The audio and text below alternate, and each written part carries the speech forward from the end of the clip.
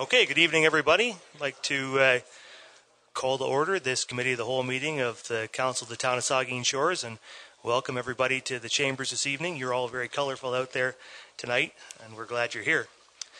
The first item on the agenda is a disclosure of pecuniary interest, and I'll ask any member of the committee if you have a pecuniary interest to declare with anything on the agenda. Being none, of course, you can declare one anytime if you need to. We don't have any additions, deletions, or amendments.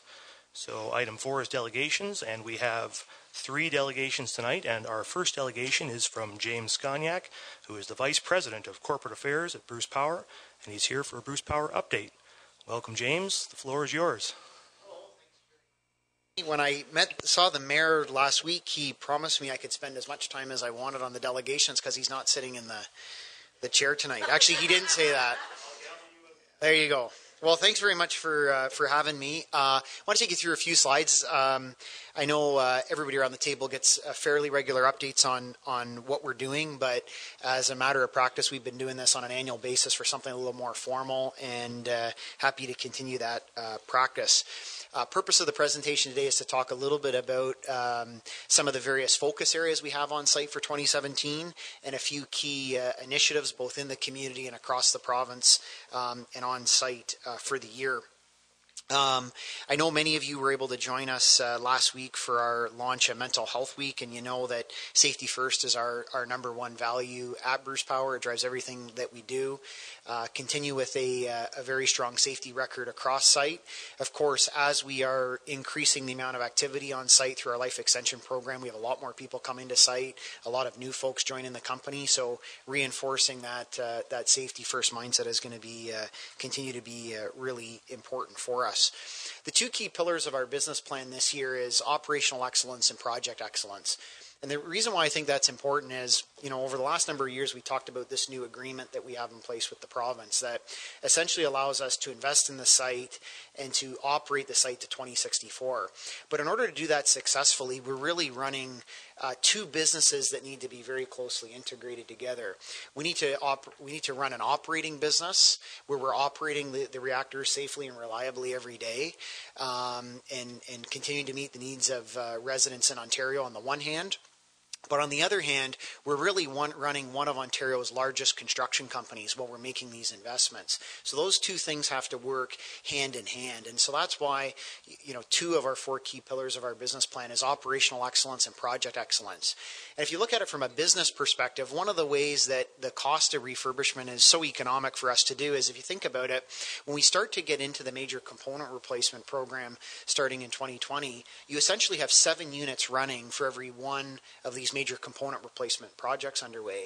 So if you're an investor in Bruce Power, the way you look at it is, I'm running those 7 units and they're generating revenue that allow me to reinvest in that 8th unit. And so that entire business model continues to be really important. Of course, sustainability and innovation is another key focus area for us this year. Sustainability because we're going to be in this business of 20 to 25 years with these large projects underway. And so we need to be able to do it in a way that is sustainable. We're bringing people on board now that even if they work their entire career, their entire career may not even run to the end of this investment program. So setting this up in a sustainable model is really important. And then, of course, people and community, and I'll talk a little bit about that, in particular the work we've done on economic development in the region. A key focus for us this year continues to be our regional economic development initiative. I can tell you it's getting significant traction. This was an area that the mayor and I had a conversation about back in early 2015. And this was at a time before we had our long-term commercial framework in place with the province. But what's really important about this initiative, and I'll share you some more color later, is we're really making an effort back to that sustainability pillar to encourage all of the large companies that we're doing work with, that we're contracting with, to set up shop locally. And over the last month, we've had 2 firms who have announced a local presence here, 1 more to come this week, and I think you're going to see many more. So really what that's about is about bringing people to be closer to the site, setting up a presence in the community.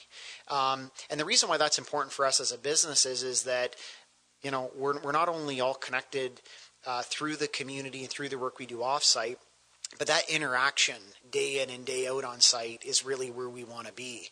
We don't want to create a dynamic where people are traveling from the Greater Toronto area, working Monday to Thursday and then heading home on the weekend.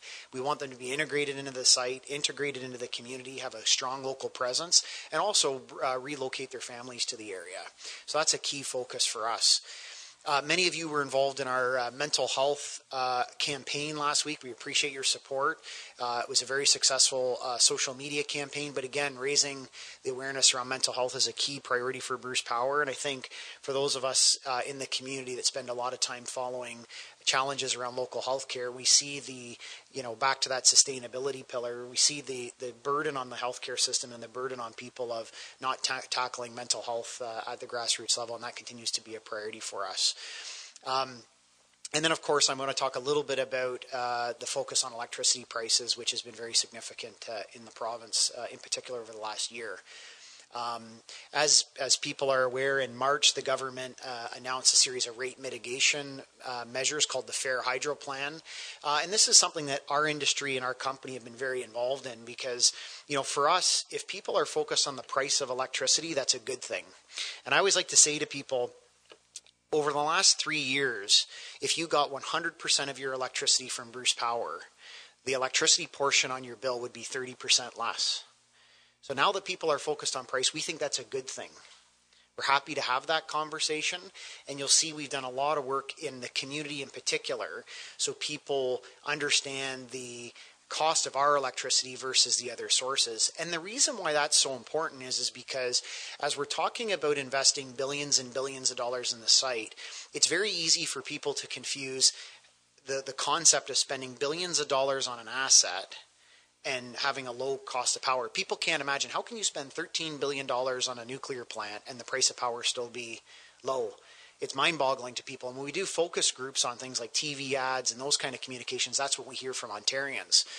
So that's why we really put a focus on price, because we produce such a massive volume of electricity, and we produce it over 50 years, and that really keeps the price of power down. But that's a very important message. You're not getting economic development at a cost of high electricity prices, which is actually what happened in some of the legislation like the Green Energy Act, where you paid a lot of money for electricity, and you got a short-term economic benefit. With nuclear, you get good, low-cost power and long-term economic activity. So as I mentioned, the Economic Development Initiative continues to be a big focus. One of the challenges with this Economic Development Initiative, we have a position that is co-funded between Bruce Power in the county, is often when we think about economic development, and we've worked closely with your CAO, who's been a great leader in this area, but often when you're talking about economic development, each municipality has an economic development strategy, or each county does. And so sometimes for those of us that live here, and myself included, we look at this as, hey, is Saugeen Shores going to get this versus Kincardine versus Brockton? And the challenge is when we're thinking about nuclear suppliers, they're not making a decision between Saugeen Shores and Kincardine or Owen Sound. They're making a decision between Cambridge and this area, or the GTA in this area. So the concept around this entire initiative is we're not really looking at this region as, Saugeen Shores or Kincardine. We're looking at Bruce Grey and Huron as a region as a whole and saying we will all be better off if we move a job from the GTA to this region. Doesn't mean everybody's going to get their wish list of I want this number of companies in my community versus that, but overall we're all better off. And that's a particular challenge for some of the municipalities, not Saugeen Shores and Kincardine, but the municipalities a little further away from the Bruce site, because as a lot of these suppliers set up shop, they are going to want to be geographically closer to the site. Now that's good if you're sitting in Saugeen Shores Council, but if you're sitting in Brockton Council, you're thinking, well, when's Brockton getting something? Or when's South Bruce getting something? Or when's South Bruce Peninsula getting something? And that's really where we want to look at this as a region and indicate that we want to bring more people to the area and then really make sure the entire region gets the benefit of that. So some really good news, as I mentioned, new leases in Kincardine and Port Elgin, Amick Foster Wheeler, a globally respected engineering firm, Sargent and Lundy, and you may have seen a sign, I don't want to get ahead of the announcement later this week, but Rolls-Royce Nuclear, and there's many more to come. I can tell you that one of the things that has been most effective around this initiative has been the leadership of our President and CEO, Mike Renchek. It really helps when your CEO is meeting CEO is going to spend $13 billion and they sit with a supplier who's looking for business and the CEO says, next time let's meet in your local office. It's much quicker to get activity on that basis. But I can tell you, our vendors, they haven't had to be pressured to do this. They buy into the concept of what we're trying to do here. There's also a lot of collaboration between Bruce Power and OPG. As you know, we lease our facility from OPG and they operate similar technology. They're undergoing a refurbishment at Darlington right now, similar to some of the work we did on 1 and 2. A little bit, not the same that we're going to do during MCR, but we're working very closely with OPG, lots of collaboration between the two entities. As you also know, OPG takes all of the waste from the Bruce Power site, all of our low, medium, and high-level waste. We sent a letter to Environment Minister McKenna on March 6th as part of the panel review process in support of that process. As Council is aware, I think Council here has passed a resolution in support of that, as has the host municipality. There's been a commitment made to Indigenous communities, and an independent science-based panel has said this is the right thing to do, let's get on with it. And if we rely on one thing in Canada and one thing in nuclear, it's science-based decision-making. And the second we start stepping away from science-based decision-making is the second where, I think we start to risk highly technical industries like nuclear. So we're strongly supportive of the DGR, and we hope the minister is going to move on a decision based on science sooner rather than later. And then, of course, last but not least, a real focus on emergency preparedness. This is Emergency Preparedness Week, and people will be getting a copy of their community safety guides. This has been a real success working with the counties and other agencies where, years and years ago, people used to pull out their phone book, and in the back of the phone book, they would have all of their emergency information. I can't tell you the last time I looked for a phone book. You do it all online now. So, obviously with some of the responsibilities associated with being a host municipality, there is some emergency preparedness information that is essential. And so we created these community safety guides that will go out to 50,000 households. And it covers not just nuclear, it covers everything. And so those will be sent out this week. I could talk forever, but you wouldn't let me. But I'd be delighted to take any questions.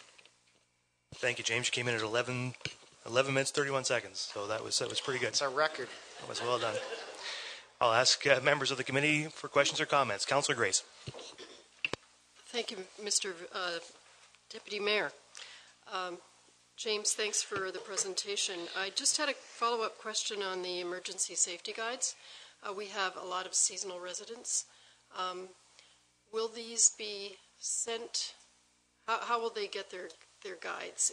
Are they just going to be sent out as a regular mailing to people in the area? That's right. So they go to everybody who has a mailbox, and then the team also sends them out to the local libraries, municipal offices, things like that. We put some communications out for anybody that didn't receive one.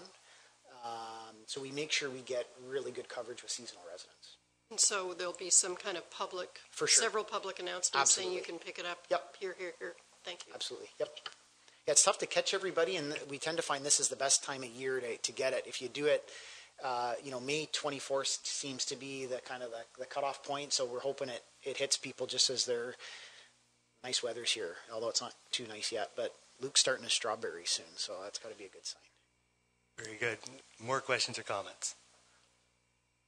Well, thanks, James, for coming in. We really appreciate a couple of things. One, Bruce Power's commitment to asking those supplier firms to locate in our local region, and I think that the regional approach that Bruce Power has taken is a good one, and I know the town of Saugeen Shores is strongly supportive of that, and we're looking forward to continuing to collaborate with Bruce Power and our partners around the region on what is an extremely exciting project. Thanks very much. So our next delegation is from Joyce Johnson of the Municipal Heritage Committee and Anne Marie Collins of the Bruce County, and about the 2017 Doors Open and Bruce County 150th events. So welcome, Joyce and Anne Marie, and the floor is yours.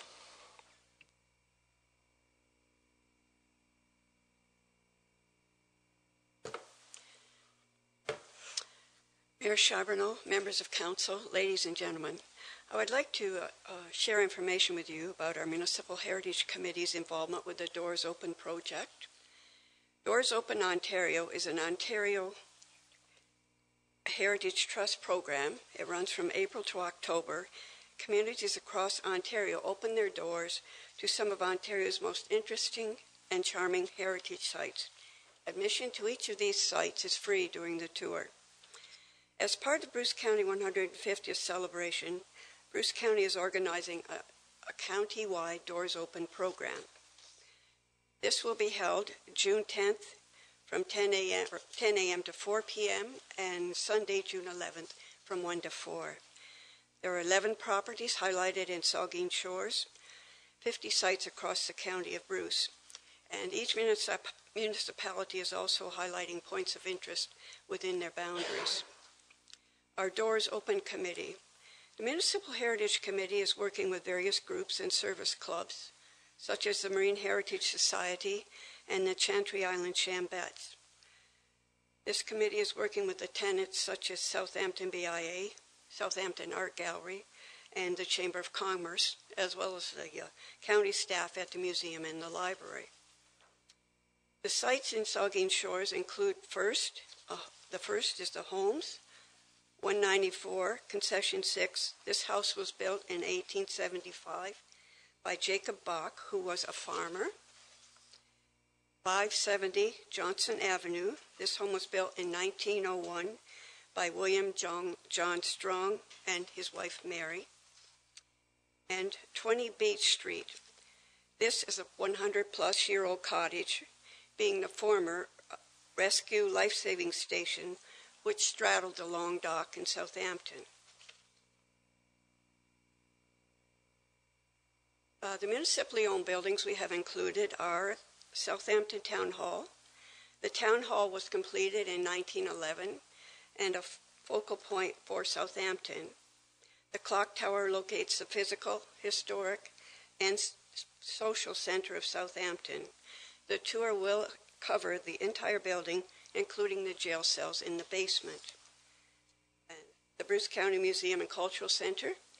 The Southampton Public School was erected in 1878 to provide school accommodations for the children within the community and surrounding area.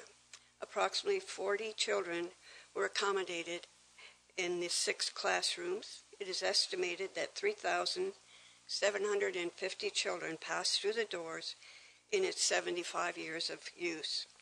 The old school is part of our Doors Open tour. Back Range Light. The Back Range Light started its life as a green lantern raised up 45 feet above the water on a tall mast. It was hung on land opposite the present location of the Saugeen River Light. It was replaced the same year as a Front Range Light and constructed in a similar fashion. It sits upriver 2,300 feet from its sister light just past the bridge. It's a small structure, standing only 31 feet high, but because of its hill location, it sits 61 feet above water. And in the Bruce County Library, Port Elgin Branch, 708 Godrich Street. In July 1907, the library site was awarded to Emily Hilker for $300.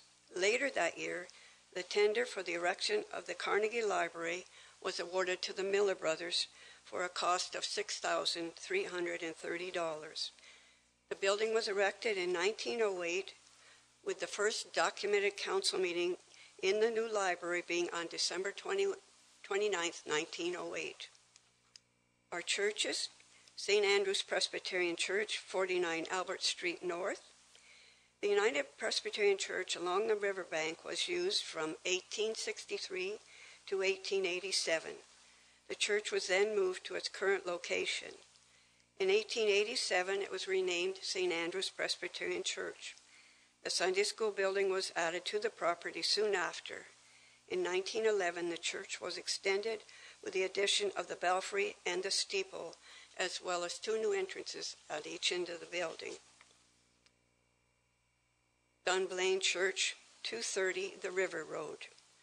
Early settlers along the Saugeen River first met for worship at Cedar Hall, a barn on the Gownlock homestead.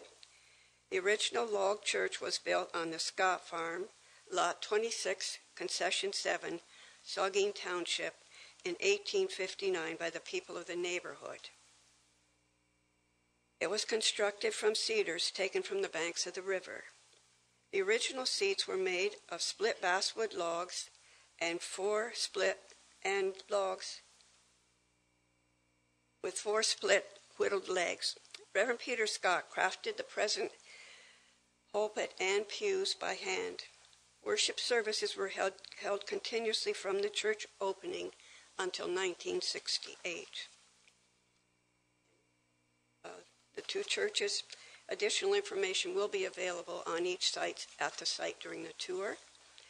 And Bruce County is also highlighting breweries, wineries, and farms, and we had selected the Outlaw Brewery and 195 High Street, as well as the Smith's Apple Farm at 470 the River Road. The apple farm itself will be open for the Doors Open tour, but not the home. Points of interest we selected in Saugeen Shores are the flagpole at the end of High Street, Nodwell Park, the Fish Hatchery, 97 Huron Street, which is also known as the Forsyth House, Pioneer Park, and Southampton Pioneer Cemetery. Doors Open is a 2017 Bruce County 150th anniversary project, and we've attached a list of the doors open in each municipality as well as their sites of interest.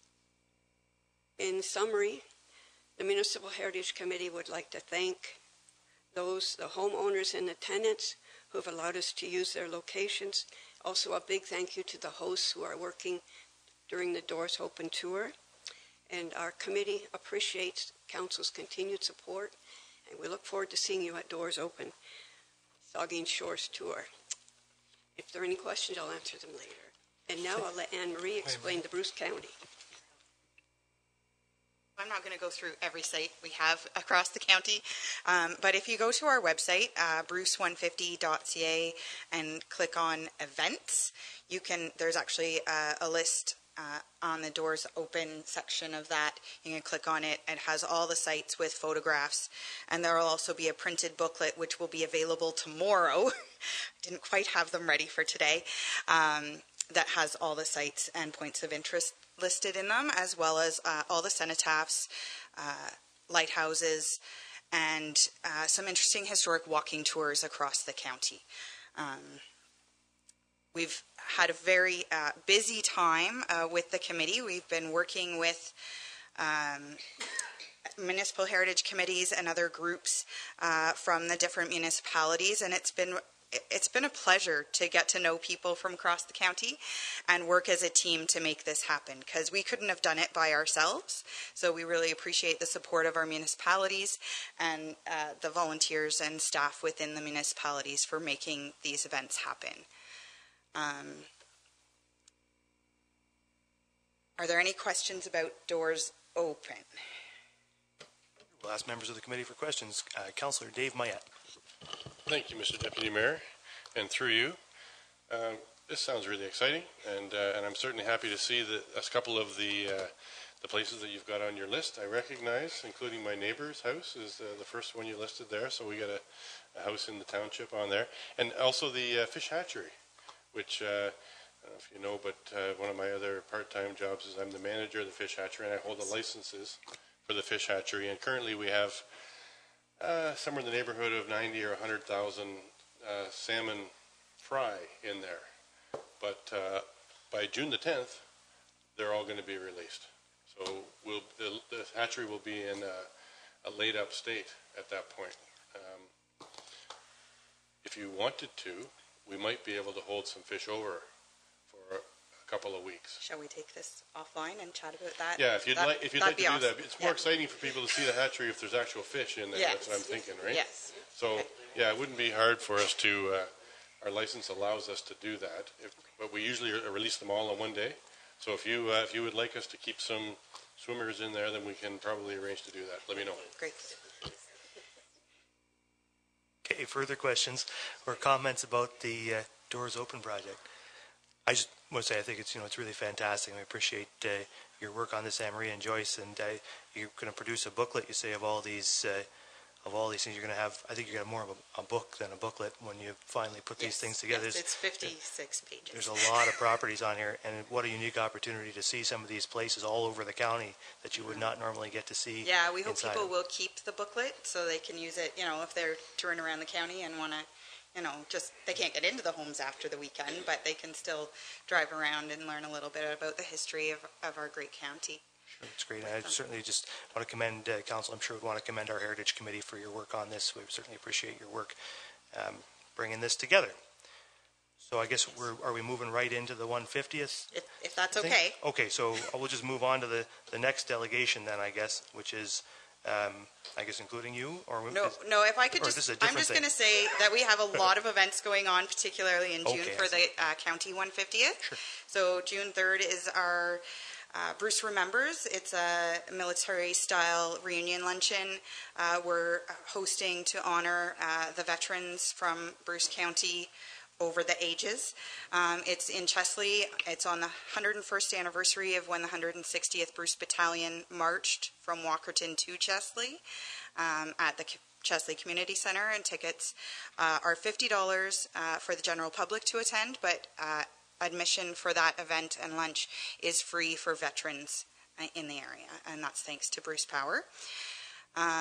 June 10 and 11th is doors open. June 21st, the Snowbirds are coming to the Saugeen Municipal Airport between Walkerton and Hanover, and we're very excited to be part of that project. I understand the Snowbirds will be flying around 6:30 that evening, but the doors will be opening for the site at noon because they'll have all sorts of great displays set up. June 23rd and 24th is the Tiverton and District Lions Summer Kickoff, and it's a free event for families, and we're going to be having a bunch of inflatables there. So lots of fun stuff for the kids to do. And Spooky Bruce is the last weekend in October, and it's at the Walkerton Jail that weekend. So we have all sorts of things going on. Keep an eye out for us in our trailer. We have the exhibit going in this month, so lots going on. That's awesome. Thanks, Anne-Marie. Thank you. Is there any further questions about the 150th stuff for Anne-Marie before we let her go? I don't see any. Thanks very much, and good luck with all the great stuff this year. All right, so then that moves us on to our third and final delegation, which is Christine Cooper and Connie Barker, and they are committee members of the Canada 150th Committee, and they're going to talk to us about some of the events that they have planned for the 150th. And they've brought their own arbor and everything. Thank you, guys. The floor is yours.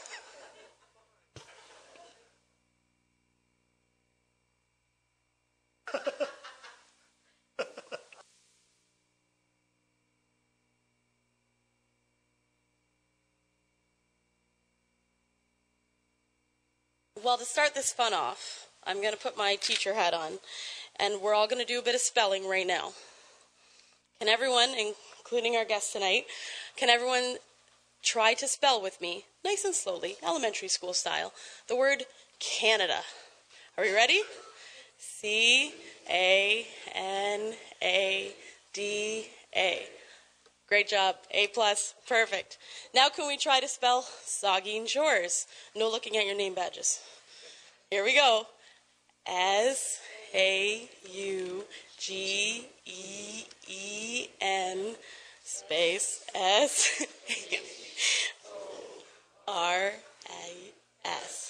Great job. You guys are so good at this. You did way better than my class this morning. Now the easiest word of the night. Are you ready? Sesquicentennial. Here we go. SESQUICENTENNIAL. Good job. Give everyone a pat on the back. You guys did a great job. In just 53 days, our community, like many others in this great country of ours, will be celebrating its 150th birthday. Are you ready for the party? You can tell we are. The Saugeen Shore Celebrates Canada 150th Committee sure is, and we are gearing up for some amazing events. For those of you whom I've not had the pleasure of meeting formally, my name is Christine Cooper, and I'm a proud member of the Saugeen Shore Celebrates Canada 150. I am also the president of the Saugeen Shores Kin Club and a resident of Saugeen Shores. Beside me here, the beautiful and our extraordinary volunteer, Connie Barker, who is also on the Canada 150, Saugeen Shore Celebrates Canada 150 Committee. Yay, Connie. All right. Tonight, I am here with some of my friends, just a few, to thank you, Deputy Mayor Charbonneau, and the Council for your support of the Canada 150th events, and to update you a little on what we've got up our sleeves. Clearly, there's a bit. With me here tonight is Connie and a few of our volunteers who are on the committee with us. Any of the volunteers who are on our committee can stand now, and we'll wave and smile at you. They're there. That's standing. It's good enough. They've got hats on. It's all good. Before I begin to ramble, there's a bit of rambling. On behalf of our committee, I would really like to thank all of you for giving us time on your busy agenda tonight to talk about our many events coming up for July 1st and ongoing into the 150th year. I would like to first review our permissions and asks for Canada 150th events, as was noted in our special event application and our previous request for your support prior to the 2017 budgetary year. Hopefully, you have noted in your beautiful packages that some of you have in front of you, our main event location for the Canada Day long weekend. And if it's not in your calendars yet, now's a good time. Put it in there now. The dates are June 30th through to July 2nd. Our main events for that weekend will take place on Millard Boulevard in Southampton, with a second special event planned for July 8th at the Port Elgin Main Beach. We have requested permissions to close portions of High Street and Millard Boulevard from Wednesday, June 28th through to Sunday, July 4th, as well as the route for the Canadian Flag Parade through both Port Elgin and Southampton. These closures are for the Saugeen Shore Celebrate Heritage Tent and Barbecue, the parade routes, and firework event areas. Attached in your packages are our event site maps, as well as maps that include our proposed closures and parade routes. We will be connecting with local residents that will be affected through these road closures and offering them free designated parking spaces for the weekend outside of the Southampton event closure areas. We have had a meeting with the various municipal departments and staff and have received their support of our various asks. But, of course, we still seek council approval to waive the necessary permit fees for erecting our event tents. Phew. Now the formal stuff. All right. That was a bit of a mouthful, I have to admit. I've lost my spot. There we go. If you have any questions about any of those details, please feel free to talk to any one of us or my favorite lady with the crazy hair behind me. Or, even better, because I know you want to chat with us a lot, remember, we are starting to recruit volunteers for these amazing events. Deputy Mayor Charbonneau and councillors, I would be more than happy to welcome you to our, I hope I'm pointing to it, A-team, and be a part of the magic of bringing our best to the Saugeen Shore Celebrates Canada 150. In fact, I have application forms. You can sign them tonight. We are working hard with many of our not-for-profit groups and clubs, such as the Saugeen Shores Kin Club, Port Elgin and Southampton Rotaries, and the Saugeen Historic Métis, and many, many more. This truly is going to be a real, true Canadian community connection. Now, I would like to take a moment to talk about one of the unique events that we will be working on towards and during Canada Day long weekend. And I have to admit, this is the part I'm a bit biased about. The Saugeen Shore Celebrates Canada 150th Committee, in partnership with the Saugeen Shores Kin Club, will be raising a very special commemorative flag on July 1st. We have commissioned a special 27 by 51 foot flag only slightly larger than the one we normally fly on the Canada Day weekend. But before raising it on the flagpole for our Canada Day ceremonies, it will have been signed by approximately 4,000 area school children, senior citizens, and members of the community, including yourselves. As Canada's only all-Canadian service club, as a Kin Club member, we felt that it was very important to have all community members feel like they are a part of our Canadian history here in Saugeen Shores. In order to preserve the heritage of the flag, we have the white border pieces, as you have all seen, that will be attached to this and surround the flag once it has been signed by the community members. Everyone who signs the flag will receive a little certificate acknowledging their contribution to the 150th commemorative flag in Saugeen Shores. On July 1st, the flag will be sent from Coulter Parkette at Poutine Fest and will be paraded with a formal color guard provided by the Port Elgin Legion, and then it will be on board the SS Trolley for its first ride of the summer to the Southampton Coliseum. The giant flag will wait in state at the Coliseum so that the public will have one last chance to sign the flag before it is raised on the flagpole. At 2 p.m., it will be paraded by local veterans and service people down High Street as a part of the parade to support the flag. It will then be raised on the pole with all of our Canada Day ceremonies, including a heartwarming singing of O Canada by the Allegro Youth Chorus. The flag will be flown on the first and second day of July only. It will then be taken down and placed into a Bruce County 150th time capsule to be opened on another significant date, say to celebrate our bicentenary, which I'm sure you'll all be there to see me, and we'll all open it together. It'll be a lot of fun. Before I hand the floor over to my dear friend Connie, I would like to tell you once more about the events we have in store, and I would just want to say thank you. Thank you so much for the financial support and goodwill provided by this council and staff in supporting our community's efforts. Your generous contribution of $85,000 has helped us in so many ways. Most importantly for me, as a community member and volunteer, I am so grateful for your decision to hire Heather Lawrence, who is probably blushing very seriously behind me, as our event coordinator. I have been involved in this planning committee since the very beginning, and without Heather, I know we wouldn't have been able to host so many exciting and unique events this summer, and she has been able to keep our committee on track, focused, organized, and ready for the party. These events and parties we are all planning together are truly about celebrating our Canada from the perspective of Saugeen Shores residents. So we are going to highlight to visitors, to community members, how amazing it truly is to be here this Canada Day in 2017. So thank you for helping me, Heather, and the committee to realize this celebratory vision. Now, please allow me to turn the floor over to Connie Barker to tell you a bit, just a bit, about the rest of our exciting events. Much. Hard act to follow. I stutter more than she does. Again, I'd like to thank you all very much for allowing the Canadian A-Team here.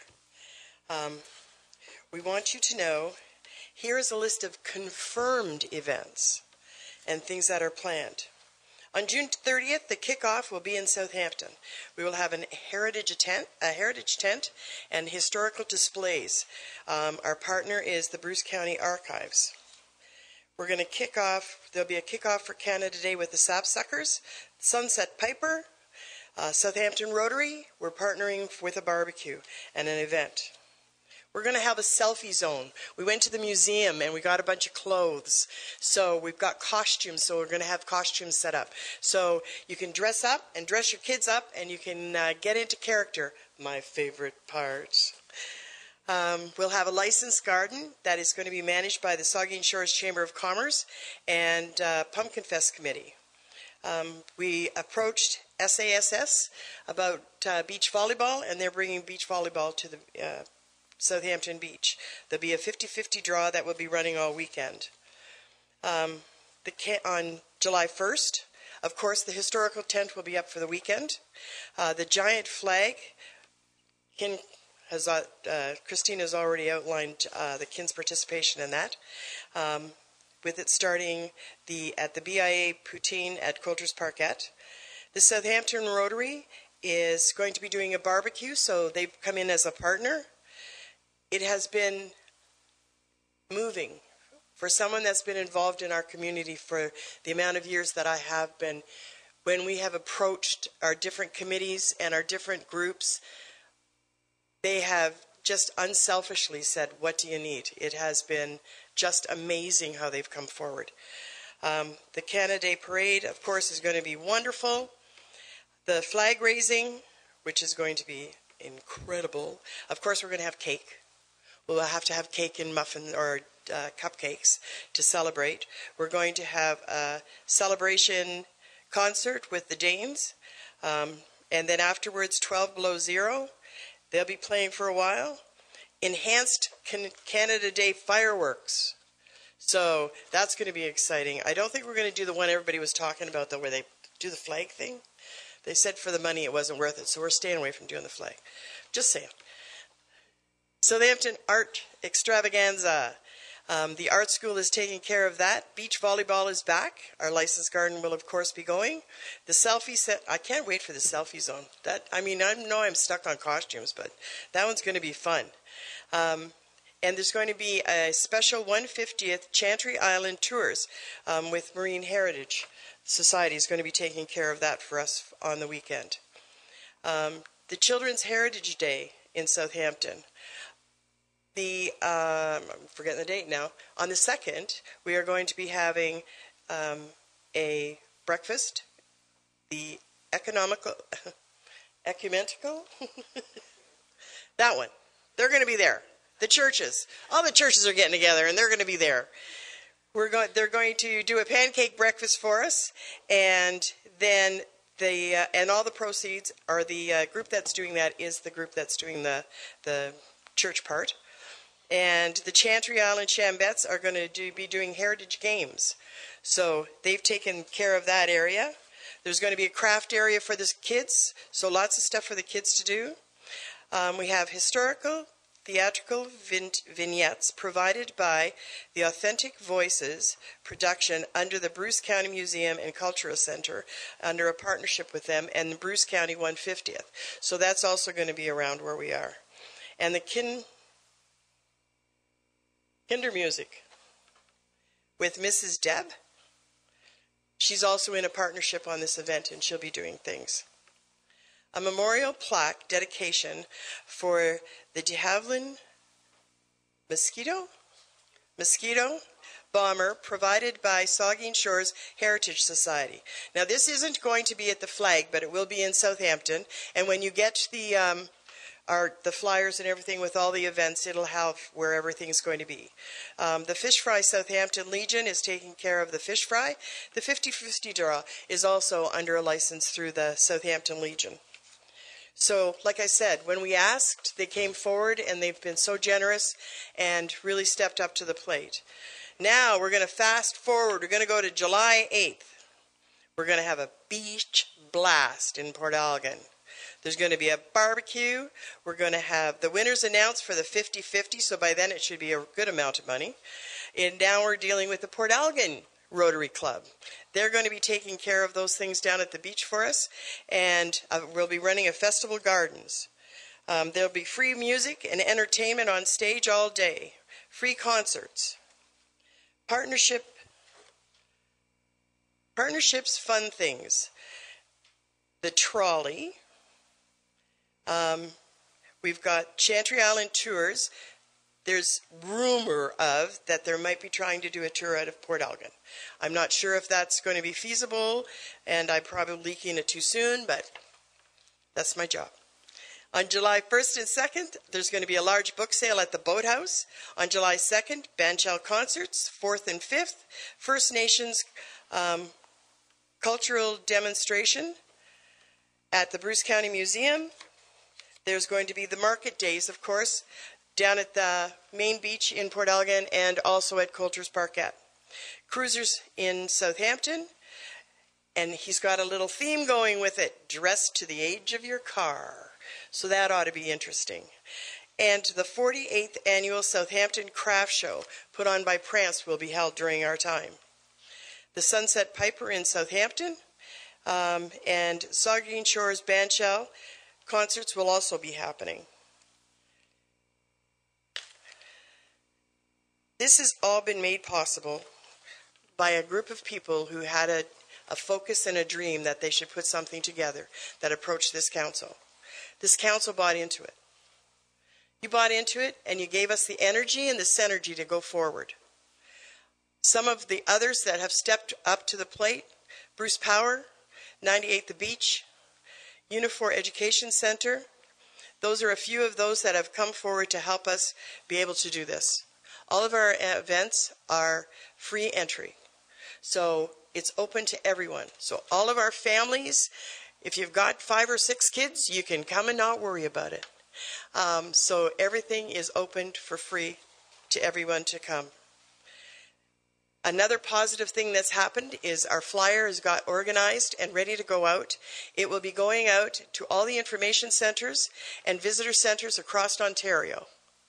So we have 10,000 of them printed, and we're inviting Ontario to come on down to Saugeen Shores and see how it's done. And I'd like to thank you all very much for your time, and so proud and humbled to be part of this wonderful community. Thank you very much. Very good. Thank you, guys. There may be some questions from members of the committee, so I'll just ask, are there questions or comments from committee members? We'll start with Councillor Dave Mayette. Thank you, Mr. Deputy Mayor, and congratulations, girls. It's really coming together, and a culmination of a lot of hard work is obvious to everybody who's looking at this, and I'm really looking forward to the month leading up to and the summer of 150. Just somebody asked me, and I also see it in here, and you talked a little bit about it, was the 50-50 draw. Yes. I'm assuming that the other half of the 50-50 that isn't given out to the lucky winner is going to a local charity, but I haven't seen anywhere. Actually, it will hopefully help offset some of the costs of creating the 150th celebration itself. Okay, so tents, bathrooms, tables, so some of those types of things. I see. Okay, so it's for the event. Fireworks. Fireworks is a big one. Sure. Fireworks. Okay. Yeah. Yes. That's totally reasonable, and I'm looking forward to buying a whole bunch of tickets for that. Okay. Awesome. Thank you very much. Comments, Councillor Minaj. Comment and a question. Thank you, Mr. Deputy Mayor. So I think that it's understated. I think that these fireworks are intended to be the best July 1st fireworks that this community has ever experienced. Of course. Okay, thank you. And I do understand that there's another item that's taking place, and it's about decorating the town as well. We're having a contest, are we? We decorate the town? We are, and I'll take this opportunity to invite our chairperson of that piece of the event up so that she can outline exactly what she has planned for this community. Hi, I'm Faye Minaj. We are doing a Paint the Town Red and White, and we have sponsors from local businesses who are going to supply prizes. First, second, and third prizes being from Ports Emporium, Accents, Port Elgin, and the Hamptons in Southampton.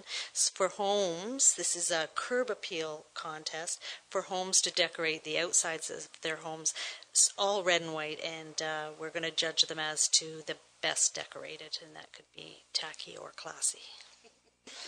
Okay. It'll only be tacky if Neil's judging. Are there further questions, comments? Councillor Matson. Thank you, Mr. Deputy Mayor. Through you, committee members, I want to say thank you for the excellent job you did tonight of letting everybody know what's going on. I know the amount of work you have put into it so far, and the amount of work that still has to come. One of the big things that we should mention is that the red and white theme is going on through town. The local high school is preparing the flower baskets for this year. They're all done in a red and white theme. So if anybody's planting flowers this year, make sure you get the red and white out. And we want to make as has been said, we want to make Saugeen loud and proud. Thank you, ladies. Thank you. Further questions or comments? Just so many great things happening around this the flower bag, and hearing about all this stuff all together in one time. It's fantastic. So I mean, and you guys were thanking us. I think we have a lot more to thank you for than you have to thank us for. We thank you so much for all the effort that you're putting into this. It's going to be a great year and a great event, and it's in large part because of you guys. So you know, really tremendous work. Thank you very much, and I'm sure you're going to see lots of us in connection to all these events. So we'll be seeing you throughout the year. Happy 150th. Well, of course, you'll be filling out application forms for volunteering. Leave them behind. Pass them around. Pass them around. All right. Thank you very much, guys. We appreciate it. Thank you very much. All right. So that moves us on then to 5, report of municipal officers and committees, and 5.2, general government. We have a staff report on the compensation review and pay equity. And I assume that our CAO, David Smith, will take it away. Yep.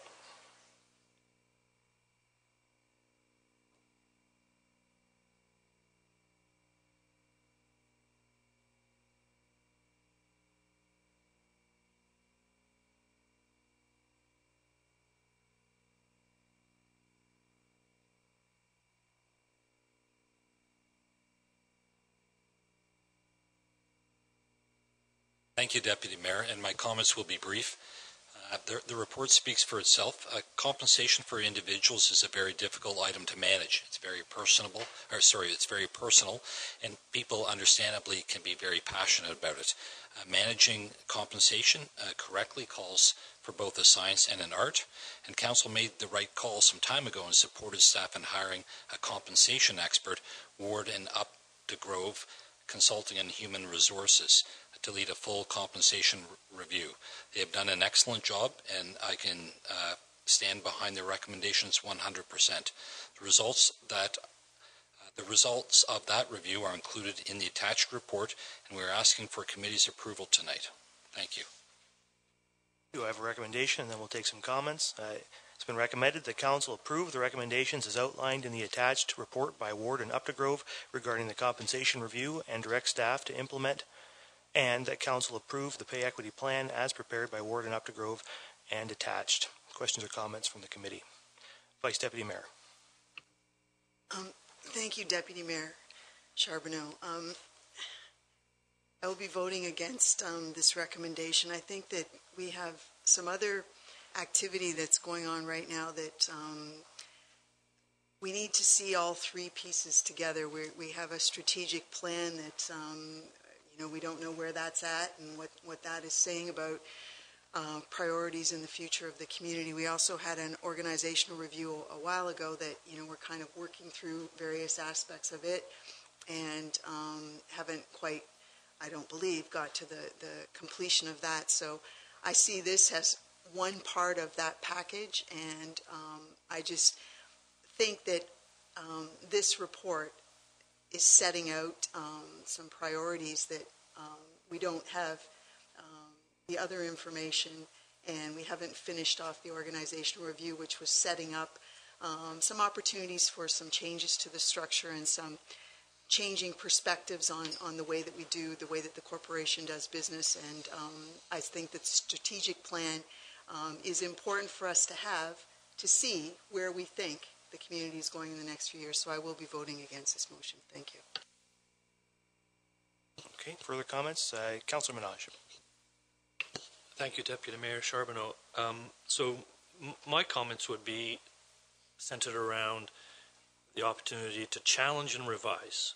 So I'm assuming that if somebody within the corporation feels that they have legitimate concerns, that they could either make a challenge, some challenge to Human Resources Department, and say I need to understand my personal decision that's being made, and I need to challenge it based on the following. That's an opportunity that could be inside of this.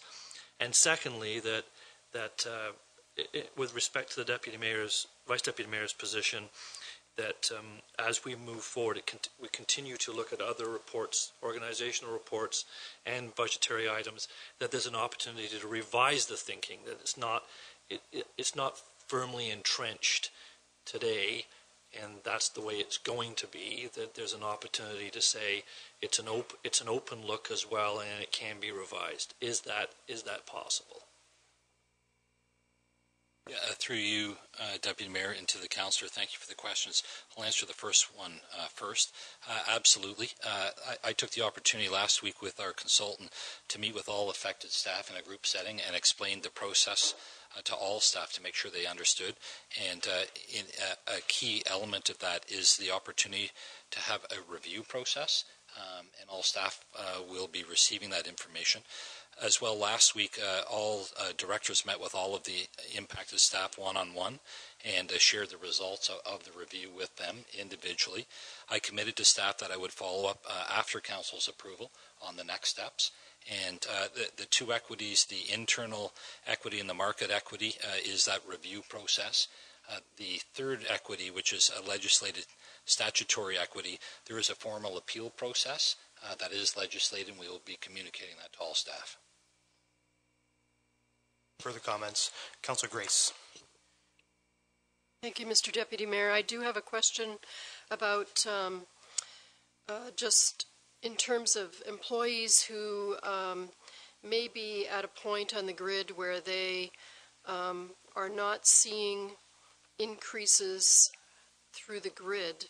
Would they still be eligible for cost of living adjustment as a percentage per year increase that would apply across the board? Yeah, thank you very much for the question. Through you, Deputy Mayor. There's two ways that normally that's handled, and there is a little bit of reference to that in the report. The first way is through a red circling process, and this is for employees whose current compensation is above what the market dictates the compensation should be. And with a red circling status, that individual's salary would be frozen until the grid caught up. And it's impossible to predict how long that would take. It depends on the gap and how the grid moves over time. And the grid normally moves through council approving an economic adjustment, which we do normally in Saugeen Shores on an annual basis. The proposed approach is softer than that because there is a human element, and we want staff to remain motivated in doing the good work that they do every day, and that's what's called the pink circle. And the pink circle is a lighter shade of red, and what that calls for is that individuals, staff whose compensation is above what the market calls for, instead of getting an economic adjustment through the council approval, they would get half of that economic adjustment. There's advantages and disadvantages to that. The advantage is that the employee is getting some increase in salary over time, which we think is reasonable and fair and addresses the human element of it. The disadvantage of getting out of that situation takes that much more time, because as the grid moves, you're moving at half the pace. With the red circle, you catch up more quickly. Our recommendation is that to be compassionate to staff is the pink circle approach, and we certainly support that and are not trying through this process to unduly disadvantage any staff person. Further comments or questions from members? Oh, the Vice Deputy Mayor. I just want to just confirm, Councillor Menage's, through you to the CAO, Councillor Menage's question, what I heard anyway, was he was asking or curious to know if this was something that, as other things develop, there could be changes. It would be my sense, though, that this is a pretty much carved in stone list of how much people would be eligible to be paid. So that's not something that would be changeable in the future. Is that correct? Yeah, through you, and I apologize to Councillor for missing that second phase of his question. Salaries are not typically something that you change every year and move back and forth.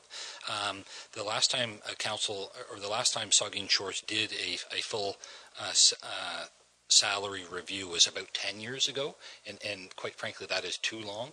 That's a long period of time.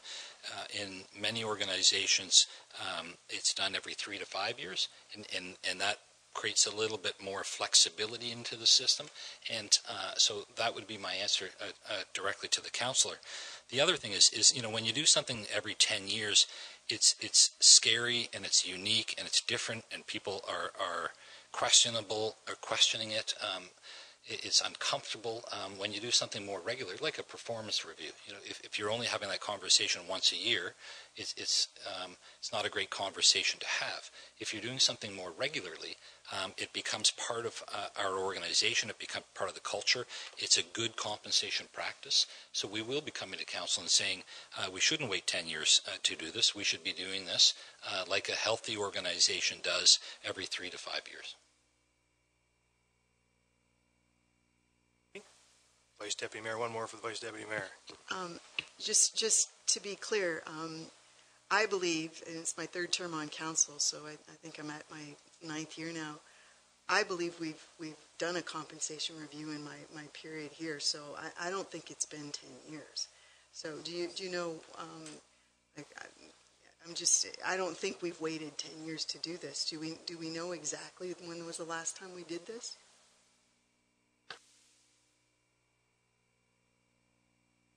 Yeah, through you, Deputy Mayor, to the Vice Deputy Mayor, yes, it was 10 years ago, 2007. So a full decade before we've looked at appropriate compensation for our staff. Further questions or comments? Councillor Mike Myatt.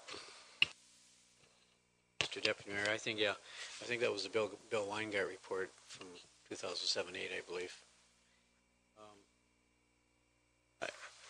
I'm not real thrilled about 11 members of staff being red circled, and I think one of the main reasons we take a look at a pay equity study is to see where people fit in the grid, and there's a lot of factors that are used with determining where employees do fit on that grid, levels of responsibility, people reporting to who, so on and so forth. There's so many factors to consider, and one of the main reasons we do the pay equity study is to determine that. And it's been 10 years, and I say I'm not happy about those red circles either. But the reason we do this is to find out where people are, and I sense the frustration with those individuals, but I think I see no purpose, no reason for delaying this. We approved these funds long ago, and it's long overdue. And I think we're just delaying the inevitable. That we're placing people on grids where an expert, quote, in the field, a consultant, in consultation, some consultation with obviously staff and council, have determined that these people fit on the grid in these positions. I don't know how much better we can do than that. Except say to those 11, well, you're not going to be red circled, we're going to do something different. But I'm not sure of the purpose of the study then if we go that route. So as much as I do understand and I sympathize and empathize with those people, I think it's been a fair process. There's been a lot of work gone into it. I'm certainly ready to move forward supporting it this evening. I don't think there's any real reason to delay this. Okay, anything further? Councillor Minaj. Thank you. I'd just like to get the record set straight here. I'm hearing different numbers, I'm reading different numbers, and I don't remember. Can I please hear how many were red circled and how many were pink circled? Because there is some differences. Yeah, I can check the specific number, Councillor. I can tell you that there is no one red circled. We through pay equity and through a good leadership and management, the recommendation is that all staff that are affected are treated equally and fairly, which is pink circling. The number is about a dozen. I can dig down into the report to do that. Things evolve and change as we change the scale and as people move through the grid as well. And so I'll have to look for that specific number, but it is somewhere around a dozen. And there is nobody that is red circled. We're recommending everybody be pink circled. And if I can just add, no one likes pink circling or red circling. It's a very difficult decision to make. I have said to all staff that, I need to be able to look them in the eye and tell them they're paid fairly. And I'm not supposed to look them in the eye and say they're overpaid or they're underpaid. It's to look them in the eye and tell them they're paid fairly. If there was some way that we could avoid red circling, that would be great. But that impacts other people. There's that trickle effect that the process that we have followed is a logical, tested, tried, industry standard process, and one that I stand behind. I think it's our obligation to be fair and equitable to our staff, and equitable in all the ways we need to be equitable, whether it's between them as each other, between genders. I mean, we're required to do that and ought to do it. We also have to keep in mind that it's our obligation to be equitable and fair to the taxpayer, and to ensure that we're paying our employees in a way that's in keeping with the market.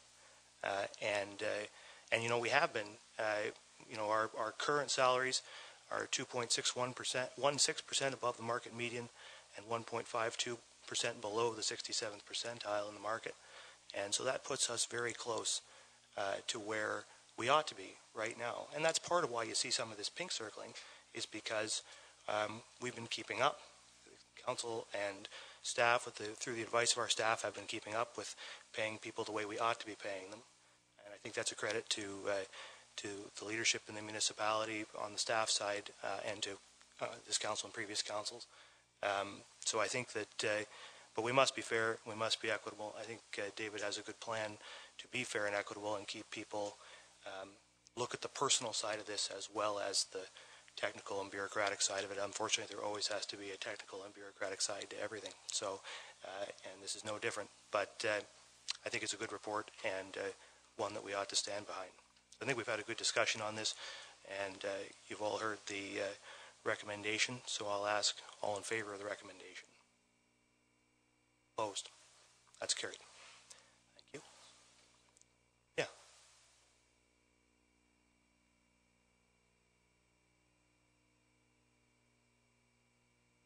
Okay, so that moves us on then to item 5.8, which is communications and petitions for committee of the whole information, and we have 4 items there for your review. I guess I'll ask members if you have comments or questions, any of them.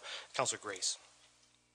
Thank you, Mr. Deputy Mayor. I do have a question about the airport committee minutes, and I note that the information about the fuel tank being replaced. So my question, I'm not sure about who would get the question, but back in December of 2014, when we were reviewing our insurance policy, the issue came up about the insurance policy excluding the old fuel tank because it was inadequate. And so I wanted to just double check that with the new fuel tank, first of all, when is it going to be installed, and then will that installation fulfill the requirements of our insurance policy? Call on the Director of Community Services. I actually had the opportunity to see the tank today. It has arrived, and I believe it's anticipated to be installed within the next coming weeks, and there'll be a transition from the existing tank to the new tank. Does that answer all your questions? So with that installation, then our insurance coverage will be complete? Correct. Thank you. Councillor Dave Mayette. Thank you, Mr. Deputy Mayor. Just for clarity, and just to answer your question fully, the old tank was not inadequate. It was an underground tank, and the preference of our insurance provider was to use an above-ground tank. The in-ground tank never showed any signs of degradation. It was tested annually and always passed. The new tank is going to be an above-ground tank, much smaller in capacity, and it's a double-wall tank with a annulus space in between with moisture detector, so it meets all of the current regulations, and the old tank will be removed in the ground. Yes, we will be fully covered, and we're going to have a new 1,000 liters, I think it is. Thank you for that clarification, Councillor. Further comments on any of these 4 items? Any, so we can move then on to item 7, report of department heads. There's 3 items there. I guess I'll look to the Director of Community Services. Are there comments you'd like to make to any of these items before taking questions or comments from council? I don't think so. There's a lot of information there, so hopefully councillors had an opportunity to read it, and I can just answer any questions. Turn to council. Councillor Dave Mayette. A couple of the reports. Thanks, Mr. Deputy Mayor. A couple of the reports, Mr. Jagelowski, with the Barber Surf raking is a welcome addition. I was there for the demonstration last year, and I'm certainly pleased that that you have in your department has taken on the burden of doing that, and also that the Ministry of Natural Resources has graciously agreed that it's not a endangered species nesting ground, and that we can commence with that raking. And I'm sure the citizens will very much appreciate that. Second is, I read the report on the boat tour operator who was proposing a business in town, and it was a little bit vague as to what exactly this operator's name of his vessel, what type of vessel it is. Is there any additional information you can provide on that? Yes, certainly. I do have the specs for the vessel, and I can certainly get that for you. It's a new endeavor for the Port Elgin Harbor, an exciting endeavor, an additional opportunity for visitors and our residents to have to go out on the lake. We have many residents in Saugeen Shores that have never been out on the lake, have never come into Saugeen Shores via harbor. So it's a great opportunity. We've met and have many conversations with the captain. Extremely excited to know that there's a trolley in town as well, and looking at some partnership opportunities happening there. But certainly in reference to the specifications for the vessel, I can certainly get that for you. All right, I look forward to that, and I look forward to a very exciting endeavor. And the third thing I was reading about was the gateway signs, and I'm very much pleased to know that we're making some progress on this gateway signs. It's been a very long time coming, and I understand there's a photograph of the signs that have actually been manufactured, and I look forward to seeing the photographs and more so seeing the signs in place soon. Thank you. Further comments? The Vice Deputy Mayor. Thank you. My comments are about, I believe it's the second report about beach raking, might be the first one. The first one, sorry. The drawing with the hatched lines shows in Southampton that the raking goes basically just past.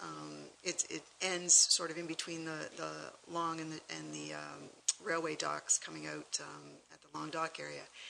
What would we have to do to have that raking swing around that corner and take in a stretch of the beach, heading over, perhaps not all the way to Bay Street, but a chunk of it, because that area has been raked in the past too.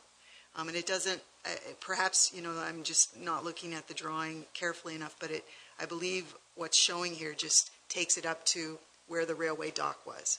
And what would be possible, or what would enable us to go around, and I think you know where I'm talking about, right? To sort of jump over the rocky outcrop that led out to the railway dock and swing down, perhaps down as far as where the swing set is, because there's quite a bit of growth there on the beach again, and it was raked, I think, 2 years ago maybe. What would we have to do? Pull the plug on the lake and let some water out. Seriously, our water levels are in such a high, the levels are so high right now, it really produces some limitations to where we have access to. The rake is a fairly large apparatus and not easily maneuverable in some of our smaller spaces, and that has been the issue in that particular area over the last 2 years. You are right, there was a time when it could maneuver over to that area. That's when we had lower lake levels. And the dunes have actually expanded in that area as well, which is some limitations. So it would be challenging, but it is an opportunity for us to take a look at some alternative ways that we could do process in that area. Yes, in terms of, thank you, in terms of if the heavy equipment can't get in there, what would be the potential then for manual removal of stretches? Because it was raked, and there's section, you can see the tracks and stuff, so there's, I think, possibilities through volunteers or whatever to at least do a little bit of work there, because it really is noticeable again this year. Yeah, Certainly, and good timing because the Waterfront Advisory Committee is actually meeting and touring this week in that vicinity. They'll take a look at that and see what they can, the best possible route to keep that area looking presentable. Your comments, Councillor Mike Myatt. Thank you, Mr. Deputy Mayor. There's one in the report, and I sent an email out to the Director of Community Services, and I actually congratulated her on, and my words were excellent report, on the Class A beaches, Southampton, Port Elgin, Gobles. So I did send that email out. I did also, in an email I sent out, express a concern that Ites Grove Beach was not in the report. Ites Grove Beach, I've had plenty of phone calls over my 2 years term on council from residents who in the area and tourists who use that beach, saying that it's forgotten beach. And I expressed that concern via email to staff. So I'm not saying anything this evening that I haven't already approached staff on. In 2008 July, our former Director of Public Works, Bill Jones, presented a report to council. There was a policy that was actually approved by council, stating that that beach would be graded, groomed 4 times per year before each long weekend. That's still sitting on the book somewhere. That beach is not graded 4 times a year. I don't think it's graded twice per year. I'm not sure it was graded once per year last year. Matter of fact, it was not graded once last year.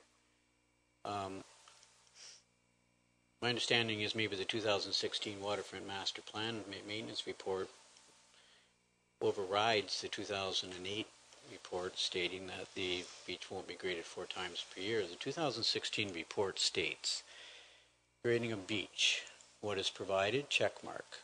Ites Grove is graded twice per year, graded, depending on water levels. So there have been high lake levels over the past few years, granted. All I'm asking for this evening, through you, Mr. Deputy Mayor, through the Director of Community Services and staff, is to not forget about Ites Grove Beach. That's all I'm asking for. Calls I received from people stating that we'd like to see additional maintenance done on Ites Grove Beach. And you know, I understand graders have been removed. They've been removed from, I believe, Southampton Beach, Port Elgin Beach, Gobles Grove in favor of the surf rake, which I supported. Actually, I was a big supporter of bringing in the surf rake. All I'm suggesting is from the 2016 beach maintenance report, says it's graded twice per year. If we can't get the grader in, we used to get it in there back in the 70s and 80s and 90s, according to Mr. Tady, a former employee. It used to be graded, so they got it in somehow. I know we've taken graders off. Surf rake is smaller than a grader. All I'm asking for, on behalf of the residents in that area and people who use the beach, is that we follow our beach maintenance policy, which states that it's graded. Let's take that out and say surf raked twice per year. That's all I'm asking for. So I'm through you, Mr. Deputy Mayor, to the Director of Community Services. There's a gate there beside 65 Saugeen Beach Road. There was a gate put in years ago for equipment to get through there to get onto the beach. That gate's still there. So all I'm asking is for Ites Grove Beach not to be forgotten about. We'll get a comment from the Director of Community Services. There's no doubt about it. Ites Grove Beach is one of the nicest beaches we have in Saugeen Shores when we look at the condition of it. Finding a balance with our waterfronts will always be a challenge. Heard that from me before. That's nothing new. We identified in the report this evening our prime beaches, and our prime beaches are the Port Elgin Main Beach, Gobles Grove, and the Southampton Main. We define those as prime beaches because, as you can see in the Waterfront Master Plan, we provide additional amenities in those that we would in some of the other areas.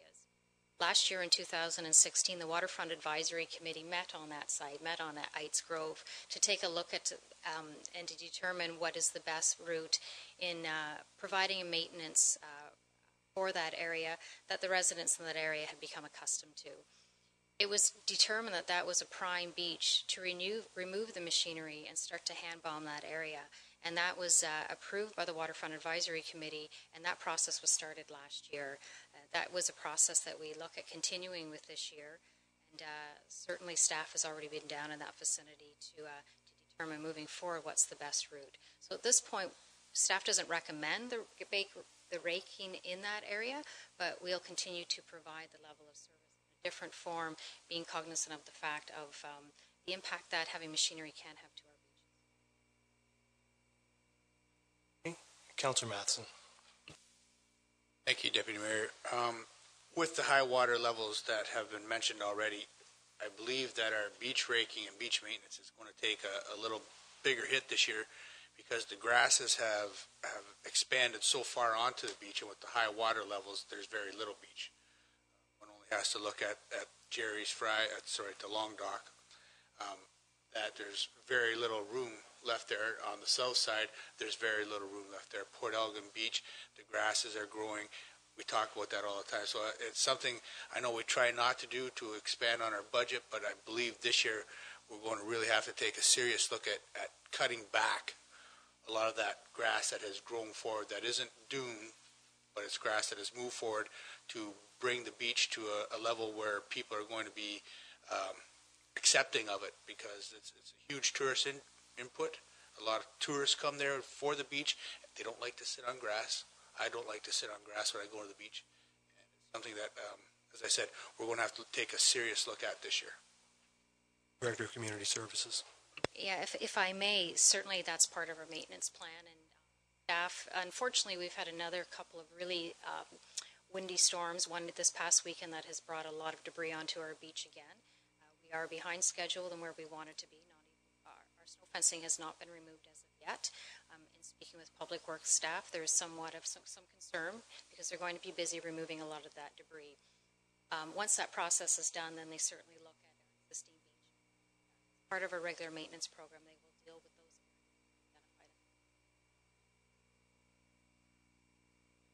Further comments on any of these three items? I had a couple of questions. One was with regard to the gateway signage. Can you just give us an idea, Jane, what sort of timelines we can expect for construction of the gateway signs? I provided you this report tonight because within the next week or 2 weeks, you're going to start to see the concrete slabs formed. So that should be mid-May is what we've been told. Hopefully by the end of the month, we'll certainly see the other signs erected. We are dealing with the owner of the private property at this point in negotiating an agreement, but all looks well with that. So hopefully before mid-June, you're going to see those signs up. Excellent. And my other question was sort of back to the beach raking, but at a higher level, I guess. So there's some changes here, particularly in Port Elgin, with regard to the level of service on the Port Elgin main beach as compared to what's in the beach maintenance plan. I just wonder, are we going to be seeing an update of the beach maintenance plan come forward sometime in the near future, so that council can codify a 2017 version of the plan? I think it would be nice to see this additional level of service put in there, and then it would give another chance to folks maybe to look at other things that from 2016 that maybe were issues or opportunities to discuss, so that when we could approve a 2017 version of the plan. Is that in the works? It's certainly our intention to bring back some of the added information to the plan. There hasn't been a tremendous amount of change from 2016. What you have in 2016 is our minimal level of service. We'll continue to work to that minimal level of service, and there's always some opportunities for wherever we can. It would be worthwhile to revisit it with council, perhaps on an annual basis, so that we can provide input to it, and it can be a living document. I mean, it's a really fantastic document that gives us an opportunity to really clarify for the public what our level of service is going to be. It's good for our staff, it's good for the public, and good for council to have an agreement on that. And so, but it's an evolving place, right? I mean, you said so yourself, right? The beach is always changing, and every year there'll be different issues. So I think it would be worth looking at, and certainly I would personally appreciate seeing that come back. Is there anything further? Seeing none, then that takes us to the end of the committee of whole session. So I'll ask for a mover and seconder to adjourn. Moved by Councillor Rich, seconded by Councillor Matheson. All in favor? We stand adjourned, and we'll reconvene at 5 minutes after 9.